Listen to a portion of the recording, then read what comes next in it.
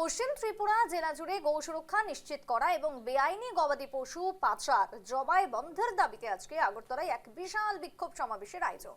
আর এই বিশাল বিক্ষোভ সমাবেশের আয়োজন করেছে বিশ্ব হিন্দু পরিষদ এবং বজরং দল।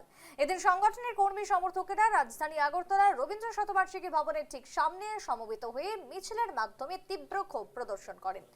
দেখাচ্ছি যে ছবি, সেখানে গো সুরক্ষা জন্য এই দাবি বা আওয়াজ ওঠে আগরতলার বুকে, যেখানে বিশেষ সমাবেশের আয়োজন করেছে বিশ্ব হিন্দু পরিষদ। পশ্চিম ত্রিপুরাতে ধরা পড়েছে এমনটাই ছবি।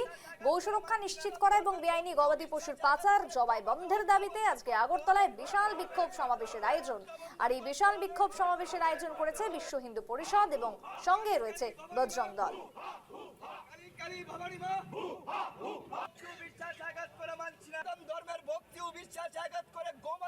আমাদের খুব বড় র্যালি করার প্ল্যান ছিল, কিন্তু সকালবেলা আপনারা দেখেছেন যে থান্ডারস্টর্ম মোবাইলে একটা অ্যালার্ম দিয়েছে।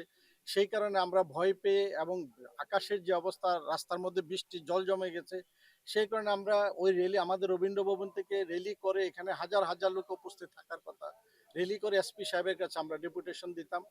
কিন্তু আকাশ ওয়েদারের কারণে আমরা সবাই এখানে একত্রিত হয়ে আমরা এসপি সাহেবের কাছে ডেপুটেশনটা দিয়েছি। সারা প্রত্যেকটা 8টা ডিস্ট্রিক্টে আজকে ডেপুটেশন চলবে এসপি এবং ডিএম সাহেবের।